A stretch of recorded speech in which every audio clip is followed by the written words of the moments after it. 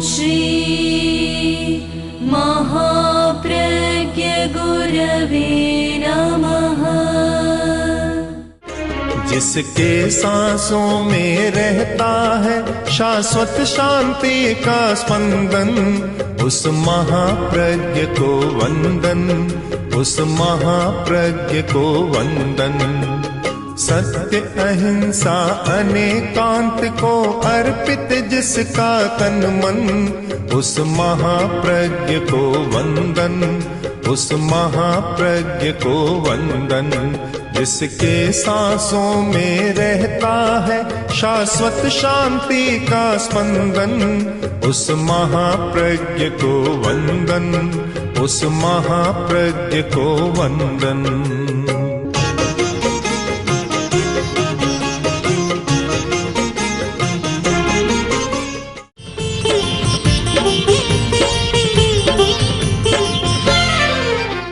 व्याकरण में 3 काल होते हैं। काल तो वैसे होते ही है, व्याकरण ने एक नियम बना दिया, भूत, वर्तमान और भविष्य।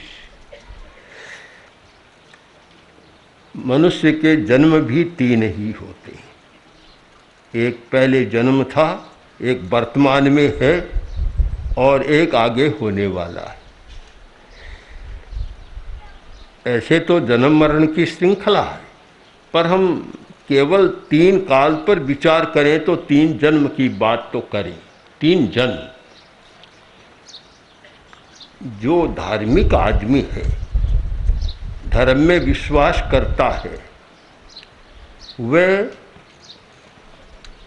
केवल वर्तमान जीवन की तो चिंता करे और भावी जन्म की चिंता न करे तो मानना चाहिए कि धर्म रमा नहीं, धर्म का स्पर्श नहीं हुआ।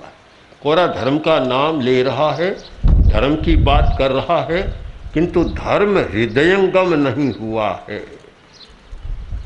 वास्तव में धर्म को उस व्यक्ति ने हृदयंगम किया है जो हर आचरण के साथ ये देखता है कि इसका परिणाम क्या होगा और अगले जन्म पर इसका क्या प्रभाव होगा। अगला जन्म होना है, इसका प्रभाव क्या होगा। कहीं ऐसा न हो कि मैं आज मनुष्य हूँ और ऐसा आचरण करूँ जिससे अगले जन्म में पशु में चला जाऊँ, नरक में चला जाऊँ और कहीं असद्गति में चला जाऊँ। कहीं ऐसा तो न हो। शायद बड़े लोगों को तो चिंता करने की जरूरत नहीं है, कम से कम छोटे लोग जो है उनको तो अवश्य सोचना चाहिए। अब बड़े लोग तो धन और सत्ता के मद में इतने दर्पी हो जाते हैं कि शायद उन्हें सोचने का अवकाश ही नहीं। और वे क्यों सोचे, उनको लगता है कि न मरिष्यामि, मैं कभी मरूंगा ही नहीं, अमर हूँ, अमर भये हम न मरेंगे। आनंद घन जी का जो महात्मा गांधी अपनी प्रार्थना में दोहराते थे, अमर भये हम अब न मरेंगे। अरे नहीं मरेंगे, जब तुम आत्मा की सन्निधि में चले जाओ, आत्मा को पहचान लो, तब तो कह सकते हो हम नहीं मरेंगे, मैंने आत्मा को पा लिया। पर शरीर में रहने वाला व्यक्ति कहे कि मैं नहीं मरूंगा, ये तो कभी संभव नहीं है। बड़े बड़े लोगों को देखा कि दुनिया से चले गए, आज नाम पता ही ठिकाना नहीं है। अगर हम 5000 वर्ष का इतिहास देखें तो 5000 वर्ष में कितने शक्तिशाली शासक, मंत्री, धनी लोग हो गए, कोई नाम भी नहीं जानता। आपके परदादा का नाम क्या है? दादा तक तो फिर भी बता देगा, परदादा का नाम बताने वाले तो कम मिलेंगे। और पूछ ले 7 पीढ़ी का नाम, तब तो शून्यम, जानता ही नहीं। तो भला 100-200 वर्ष की बात को भी हम पूरा नहीं जानते तो 5000, 10,000 वर्ष की बात का तो पता ही नहीं, क्या कितना हुआ, क्या हुआ, कुछ पता नहीं रहता। इसलिए आदमी के लिए सोचना जरूरी है कि न सत्ता का अहंकार, न धन का अहंकार, न ऐश्वर्य का अधिकार। सोचना यह है कि मेरा जीवन वर्तमान का कैसे अच्छा रहे और अगला जन्म कैसे अच्छा हो, इससे भी और आगे उन्नत हो, अवनत न हो। जिस विकास की भूमिका पर मैं पहुंच गया, अब इससे नीचे तो नहीं जाऊं वापस। एक बड़ा महत्व का चिंतन है कि मैं मनुष्य बन गया। 4 गतियां मानी जाती है, नरक, तिर्यंच, मनुष्य और देव। ये 2 गतियां नीची मानी जाती है, नरक गति और तिर्यंच यानी पशु पक्षी की योनि, ये नीची मानी जाती है। और फिर मनुष्य विकासशील प्राणी है, विकास किया उसने, और देव गति उससे भी ऊंची मानी जाती है कुछ अर्थों में। ऐसे तो मनुष्य सबसे बड़ा है, क्योंकि मनुष्य में जो चेतना है, वो चेतना का जितना विकास मनुष्य कर सकता है, देवता भी नहीं कर सकता। कि मनुष्य केंद्र है, सबसे पहला है मनुष्य। तो उसे सोचना है कि मैं ऐसा कोई आचरण न करूं जिससे मुझे नीची गति में यानी नरक और पशु योनि में जाना पड़े। एक धर्म का बड़ा आधार बनता है, धार्मिक कहलाता है, धर्म को मानता है और इस बारे में कभी चिंतन नहीं करता, आचरण कभी अच्छा नहीं करता, जो आए सो कर लेता है, बस जो भी आया सो कर लिया। कुछ पागल ऐसे होते हैं कि जो आया सो कर लिया। हमने एक आदमी को देखा सुना है, चूरू जिला में एक गांव में एक आदमी था,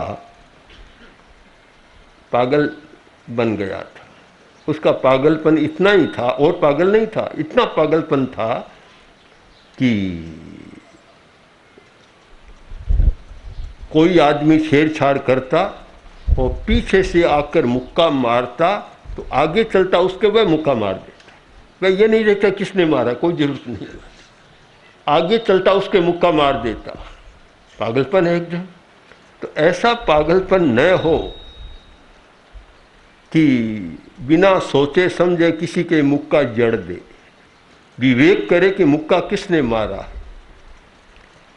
तो यह एक पागलपन न हो कि आदमी चिंतन न करे और बिना सोचे समझे कोई काम कर ले। आज यदि हम विचार करें तो लोग वर्तमान जीवन की समस्या को सुलझाने में ज़्यादा लगे हुए हैं। ये जरूरी भी होता है कि जब तक रोटी पानी की समस्या नहीं सुलझती, मकान कपड़े की दवा की समस्या नहीं सुलझती, तब तक आदमी करे क्या। ये तो एक उलझन है ही, उसमें लगा हुआ है। पर एक बात पर हम ध्यान दें कि रोटी आवश्यक है, पानी आवश्यक है, कपड़ा मकान आवश्यक है, दवा चिकित्सा आवश्यक है, पर उससे भी ज़्यादा आवश्यक है सदाचार, नैतिकता। अगर वह नहीं है तो रोटी भी मुश्किल से मिलती है, पानी भी मुश्किल से मिलता है। और मैं तो ये मानता हूँ कि गरीबी का भी बड़ा कारण ये अनैतिकता और असदाचार है। अगर नैतिकता हो तो इतनी गरीबी तो नहीं रह सकती कि आदमी को खाने पीने कोई न मिले, भूखे रहना पड़े, ऐसा तो नहीं हो सकता। अनैतिकता के कारण होता है। राजीव जी जब प्रधानमंत्री थे, आचार्य तुलसी दिल्ली में थे, अनुव्रत भवन में हम ठहरे हुए थे, वे दर्शन करने आए। काफ़ी बातचीत हो रही थी। बातचीत के दौरान राजीव जी ने कहा कि आचार्य श्री, हमारी एक समस्या है कि हम गरीब आदमी के लिए 1 रुपया देते हैं तो उसके पास 15 पैसा पहुंचता है। ये बड़ी समस्या है। बीच में गायब हो जाता है इतना। तो ये तो पुरानी बात हो गई, अब तो 15 नहीं, आज होते तो कहते 5 पैसा पहुंचता है। बड़ी समस्या है, बीच में सारा चट हो जाता है। जब तक नैतिकता नहीं है, समस्या को सुलझाया नहीं जा सकता। सदाचार बहुत जरूरी है, और सदाचार व्यापक बने तो फिर गरीबी नहीं रह सकती, इतनी रह नहीं सकती। सारा कोण बदल जाएगा देखने का, सोचने का। मैंने तो देखा है कि जब जब हम दिल्ली बॉम्बे, कलकत्ता, जब कहाँ गए जाते हैं, मद्रास, बेंगलोर, सब भी बड़े शहरों में जाते हैं, तो दिल्ली में भी हमने देखा, सब जगह देखा, एक और तो अट्टालिकाएँ आकाश को छू रही है। आजकल बहुमंजिले मकान बहुत बनते हैं, मल्टी स्टोरी बिल्डिंग्स बनते हैं, तो आकाश को छू रहे हैं। और थोड़े आगे गए और उसके नीचे ये झुग्गी झोंपड़ियाँ देखी, तो मन में आया कि क्या कहते हैं स्वर्ग और नरक होता है, यही तो नहीं है स्वर्ग और नरक। एक और देखो तो स्वर्ग जैसा दृश्य दिखाई देता है, दूसरी ओर देखो तो गंदगी, पानी, हमने देखा वहाँ दिल्ली में कि गंदगी है, पानी है, कीचड़ है, मच्छरों का तो कोई शुमार नहीं, मक्खियाँ तो भिन भिना रही है, और उसके बीच में झोंपड़ी बांधे लोग बैठे। ये क्यों? इसका कारण ही है कि सदाचार का विकास नहीं है। यदि सदाचार का विकास हो, सत आचार, अच्छा आचार मनुष्य का हो, तो शायद ऐसा नहीं हो सकता। उसमें संवेदना होती है, करुणा होती है। एक दिन हम लोग हिसार में थे, सर्दी का मौसम था, मुझे कुछ ज्वर हो गया, तो दिन भर में डॉक्टरों का तांता लग गया। मैं परेशान हो गया कि बार बार डॉक्टरों को मत बुलाओ, पर हिसार में तो बहुत डॉक्टर हैं, बड़े बड़े डॉक्टर हैं, चिकित्सा की बहुत सुविधाएं हैं। एक व्यक्ति किसी को लाया, दूसरा किसी को लाया। तब मन में चिंतन आया कि हम 2 दिन पहले ही जिस रास्ते से आए हैं, जिंदल का जो कारखाने हैं, और बहुत बड़ा उद्योगपति है जिंदल, उसके कारखानों से उधर से आए हैं, और रास्ते में उधर झुग्गी झोंपड़ियाँ थी। तो मन में सोचा कि वे लोग झोंपड़ियों में रहते हैं, मच्छर जरूर काटते होंगे, और किसी को मच्छर काट जाए, बुखार हो जाए, तो क्या कोई वहाँ डॉक्टर जाता है क्या?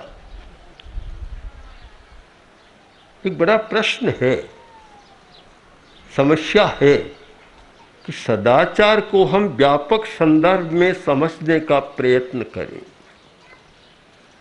एक सदाचार का दर्शन होता है, दृष्टिकोण होता है कि सदाचार क्या, कि उसमें करुणा जागे, संवेदनशीलता, संवेदनशील बन जाए। राजस्थान के मुख्यमंत्री ने अभी कुछ दिन पहले कहा था कि समाज में संवेदनशीलता कम हो रही। दूसरे दिन वह पढ़ा और मैंने अपने वक्तव्य में कहा कि मुख्यमंत्री ने सच्चाई को तो प्रकट किया, पर इससे आगे बढ़ें कि संवेदनशीलता समाज में आए कैसे। प्रश्न तो ये हमारे सामने, संवेदनशीलता कम है ये तो हम जानते हैं, करुणा कम है, क्रूरता जितनी है करुणा नहीं है, क्रूरता तो बहुत ज़्यादा है, पर संवेदनशीलता कैसे आए, प्रश्न तो यह है। क्रूरता कैसे कम हो? अगर आप पैसे की ओर जाए, पदार्थ की ओर जाए, तो संवेदनशीलता कभी नहीं आए। पहाड़ और पहाड़ में चट्टानें, शिलाएं, पत्थर हैं, अगर कोई नंगे पैर चले और लोही न आए, कैसे संभव है? कठोर है, क्रूरता है। नंगे पैर चले और पैर में कांटा न चुभे, ये बबूल की सूल न चुभे, कैसे संभव है? पैसा और पदार्थ उसकी प्रकृति है कि क्रूरता पैदा करता है। सत्ता भी क्रूरता पैदा करती है, अधिकार भी क्रूरता पैदा करता है। अधिकार मिल गया और क्रूर न बने, आश्चर्य मानना चाहिए। पैसा बढ़ गया और वह क्रूर न बने तो भी आश्चर्य मानना चाहिए। अधिकार आ गया और क्रूर न बने, आश्चर्य मानना चाहिए। अधिकार वाला नीचे रहने वालों को ऐसा मुंह तोड़ जवाब दे देता है कि कुछ सोचता ही नहीं। कोई कर्मचारी अपने मैनेजर के पास गया और बोला कि सर अवकाश किस लिए?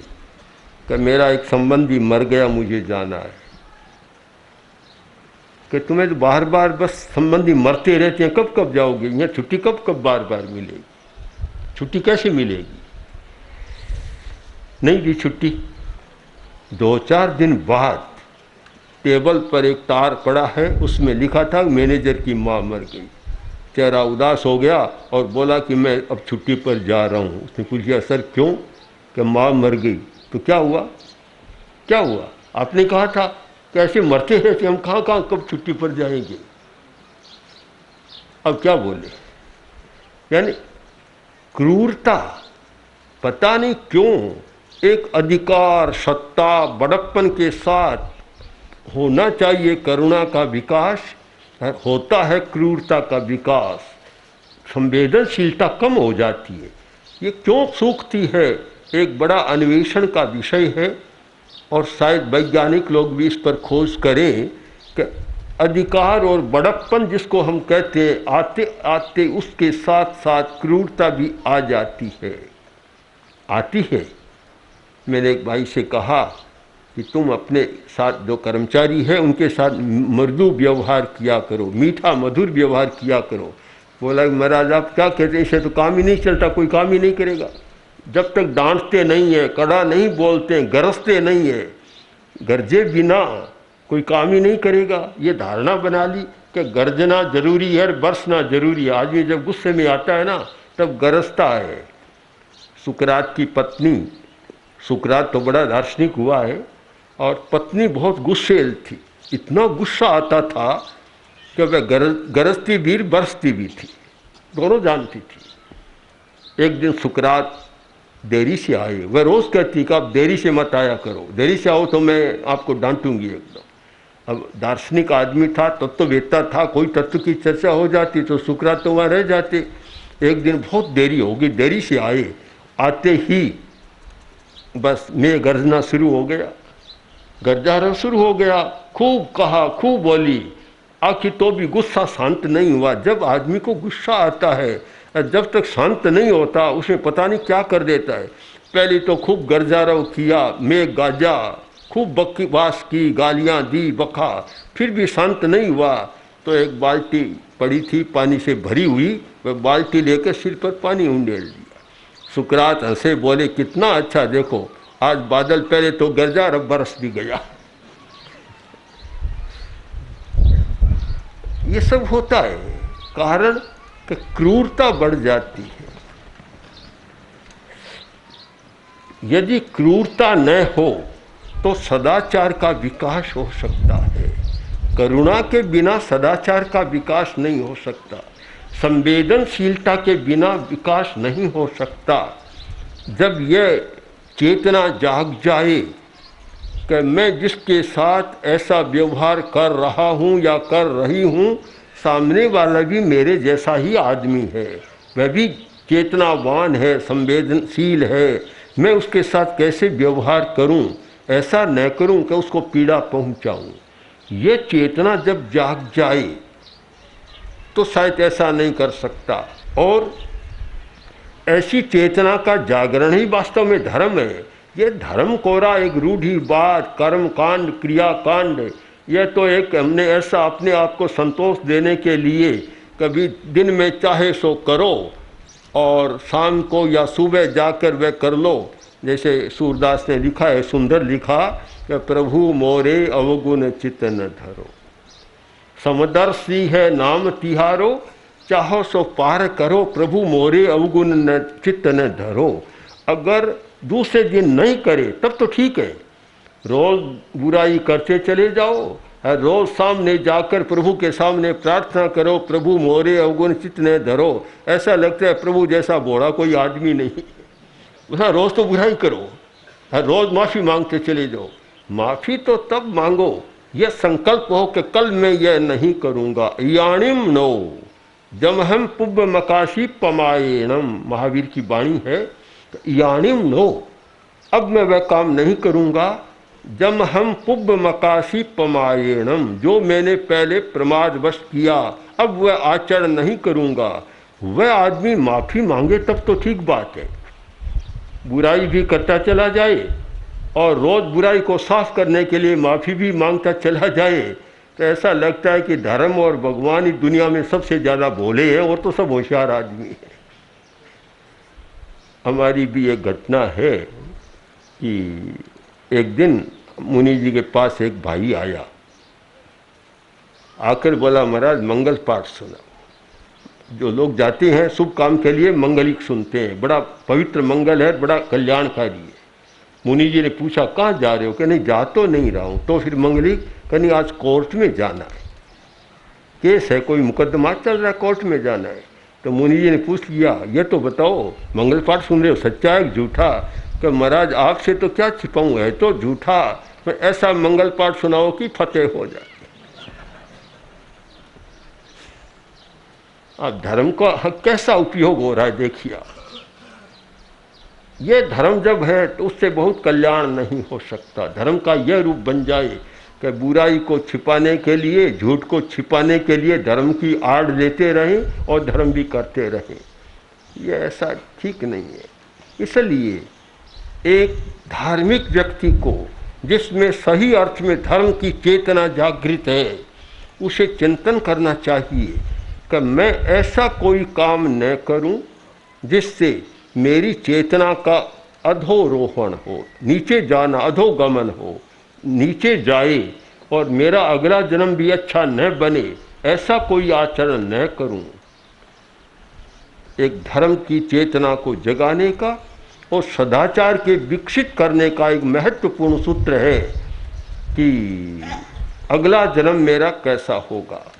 एक केंद्र है, इस कांटे पर सुई टंगी हुई है तो ठीक घूमेगी कि मेरा अगला जन्म कैसा हो।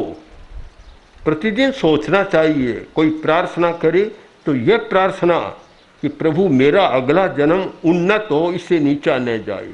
यह प्रार्थना बहुत काम की है और उसके लिए सदाचार जरूरी है। सदाचार के बिना ऐसा होता नहीं। स्थानांक सूत्र में बतलाया गया है पशु योनि में जाने के 4 कारण हैं। उनमें एक कारण है कूड़ तुल्य कूड़ माणे, झूठा तोल माप करने वाला मर के पशु योनि में जाता है। अब जो यह इस बात को जानता है उसका आचार जरूर बदलेगा कि मुझे पशु नहीं बनना है, मुझे पशु नहीं, जो मनुष्य बन गया, इतना विकसित हो गया, मेरी चेतना इतनी विकसित हो गई, अब मुझे नीचे तो जाना ही नहीं है। यह संकल्प जिसका बन गया उसका आचार भिन्न प्रकार का होगा। और जिसका यह है अगले जन्म की चिंता नहीं कि बस इस जन्म में जितना लाभ उठाना हो उठा लूँ, जितना कमाना हो कमा लूँ, जैसे तैसे कमा लूँ, कोई चिंता की बात नहीं, मुझे तो नंबर 1 बनना है। उसका अगला जन्म मान लो अच्छा होने वाला नहीं है, वह सोचता भी नहीं है और उसे धार्मिक मानने में भी सिद्धांततः कठिनाई होती है। वह कैसा धार्मिक आदमी जो अगले जन्म की बात नहीं सोचता। ओम श्री महाप्रज्ञ गुरवे नमः।